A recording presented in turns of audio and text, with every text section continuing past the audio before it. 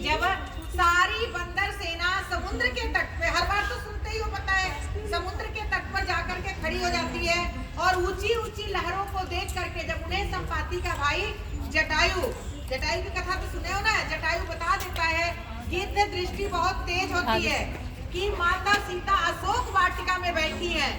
तो अब लेकिन उनको तो प्रूफ चाहिए ना, भगवान राम के पास उन्हें जा करके बताना तो है कि मैं सीता माता को देख के आया हूँ।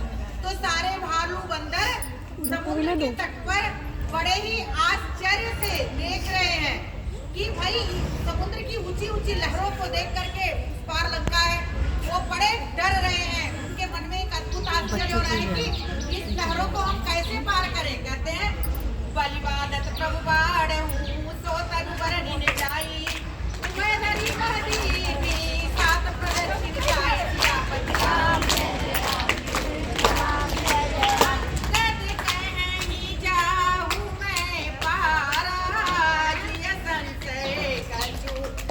तीन बारा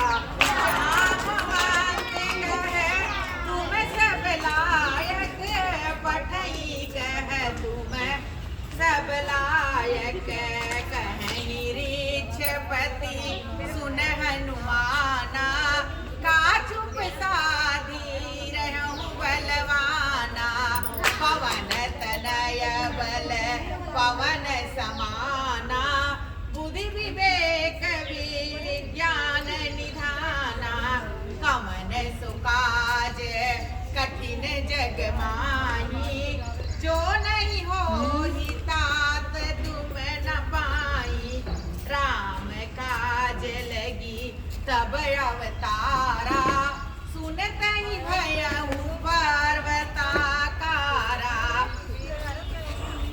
कनक भजन तन तेज विराजा मानव पर गिरि कर राजा सिंहनाद करी बारही बारा लीला जल निधि नागहु खारा बलिबाधत प्रभु बाड़े हूँ सो तनु बरनी न जाए। बार बार अपने बल को बांध रहे हैं, बाल बाल बहुत नाना प्रकार से वह हिम्मत जुटा रहे हैं कि मैं लंका पर समुद्र को पार करूंगा मैं। लेकिन जैसे ही समुद्र की ऊंची लहरें वो देख रहे हैं वह डर जा रहे हैं, वरन ही नहीं जाए तब वरन ही नहीं जाए, वह डर जा रहे हैं। कहते हैं अब अंगद क्या कह रहे हैं, सब अपने अपने विचार दे रहे हैं। अंगद कहीं जाऊं मैं पारा, अंगद कह रहे हैं, युवराज है अंगद, उस बंदर सेना के युवराज अंगद जी हैं। अंगद कह रहे हैं अंगद कहीं जाऊं मैं पारा जी संचय को फिरती न पारा, मैं इस सात समुद्र को पार तो कर सकता हूँ, जा सकता हूँ, लेकिन मेरे मन में संदेह है कि फिरती न पारा कि मैं लौट के आ पाऊंगा कि नहीं आ पाऊंगा। जामवंत कह तुम सब लायक, और जो उनके सबसे बुजुर्ग जामवंत जी हैं वो कह रहे हैं कि मेरी तो बुढ़ापा है, अगर मैं यौवनावस्था में होता, जवानी में होता तो ऐसे तो मैं सैकड़ों समुद्र पार कर लेता, लेकिन मेरा बुढ़ापा है, ये समुद्र कैसे पार होगा। और पठई किम सब ही करनायक, और मैं किसी को नहीं भेजता, किम नायक मैं खुद पार करके जाता। इतने ही कहीं रीछपति सुन हनुमाना। हनुमान भगवान जब छोटे थे तो बहुत उद्दंड थे, वो ऋषि मुनियों के कमंडल पूजा पाठ की सामग्री उठा के फेंक देते थे, उनके कुटिया उजाड़ देते थे और उनके परेशान करते थे। तो सारे ऋषि मुनियों ने उन्हें श्राप दिया कि जाओ, इतना उद्दंड हो तुम हनुमान कि तुम अपना बल भूल जाओ। अब अंजनी माता रोने लगी, उनकी माता, अरे उनकी माता कहीं मेरा पुत्र तो राम कार्य करने के लिए अवतरित हुए हैं, तुमने इनका बल ही भुला दिया। तो ऋषि मुनियों ने कहा अगर इनके बल को कोई याद दिला देगा तो इनका बल याद आ जाएगा।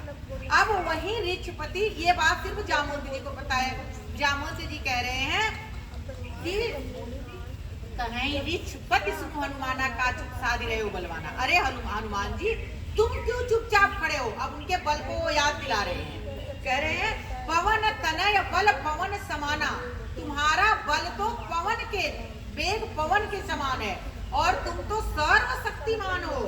बुद्धि विवेक विज्ञान निधाना, बुद्धि विवेक निधान बुद्धि और बल के तो तुम खजाना हो। कवन सुकाज कठिन जगमाई, इस तीनों लोकों के त्रिभुवन धरती पाताल आकाश में कोई ऐसा कार्य नहीं है जिसे हनुमान तुम नहीं कर पाओ। तो कहीं हो सकता राम काज लगी तब अवतारा, और तुम राम के कार्य के लिए अवतरित हुए हो। इत सुनते ही भयं पर्वताकारा। ऐसा सुनते ही हनुमान जी का शरीर पर्वताकार हो गया। अब उनके अपने बल को याद हो गई।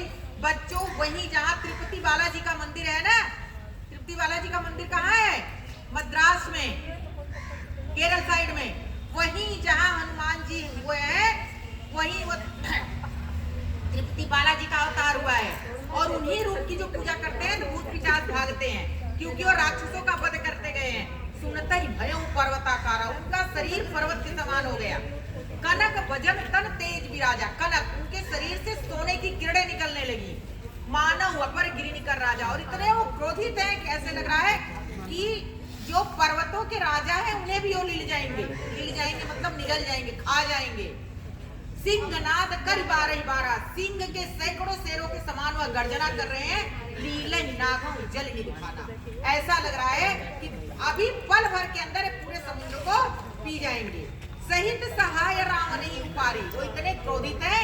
सहित सहाय राम नहीं उपारी, ऐसे लग रहा है कि अभी ये जाएंगे और लंका को, रावण समेत इस लंका को उखाड़ के आने यहाँ त्रिपुरी उपारी, उपारी मतलब उखाड़ लेंगे। यही करें, पूरी बना दो, भिजेगी और नहीं है। उचित सिखावन दीजो